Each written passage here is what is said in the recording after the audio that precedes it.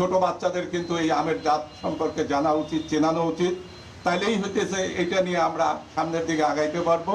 আর যেহেতু মেহেরপুর একটা উল্লেখযোগ্য আম উৎপাদনকারী জেলা, আমি সম্মানিত জেলা প্রশাসক মহোদয়ের মাধ্যমে আবারও বলতে চাচ্ছি, এইখানে আম উৎপাদন হচ্ছে কিন্তু স্বল্প সময়ের মধ্যে আমগুলি নষ্ট হচ্ছে, যার জন্য এখানে প্রক্রিয়াজাতকরণ কেন্দ্র এবং বিপণন ব্যবস্থার অত্যন্ত জরুরি।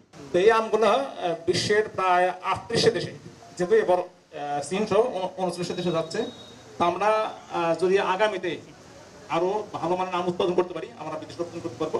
তো আমাদের কিছু সমস্যা আছে। সমস্যা হলো যারা বিদেশি ক্রেতা তারা যে চাহিদা দেয় তাদের চাহিদা মতো আম আমরা উৎপাদন করতে পারি না। আমাদের আমে কিছু সমস্যা থাকে, আমরা ওই ট্রেসেবিলিটি বলি আর কি, মানে সাইন্সটা ভালো জানি আর কি, মানে আমরা যে চাষবাস করি এর কোনো তথ্য আমরা সংগ্রহ করি না। তারপরে আমাদের আমে কিছু বিষ টিস দেওয়া থাকে, যেগুলো বাইরে গেলে মানে অনেক সময় মানে রেজাল্ট ভালো পাওয়া যায় না।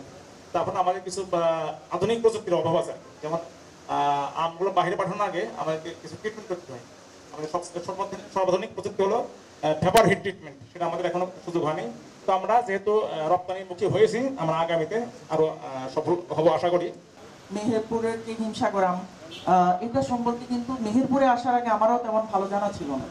আমি হিমসাগর আম বা আমের বিষয়ে আমি সবসময় রাজশাহীকেই মনে করতাম যে সব থেকে বেশি ভালো অবস্থানে আছে। রাজশাহীর খুব সুনাম আমের বিষয়ে, এবং খুলনা রিজিশনের মধ্যে সাতক্ষীরার যে আমটা, এটা খুব বেশি প্রচারণা পেয়েছে।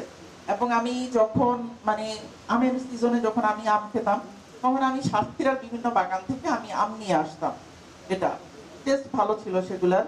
কিন্তু মানে এইবার মেহেরপুর আসার পর থেকে সবাই দেখি আমাকে বারবার বলছে যে না, আমাদের মেহেরপুরের আম হচ্ছে সব থেকে ভালো, খুলনার মধ্যে সাতক্ষীরার থেকেও ভালো।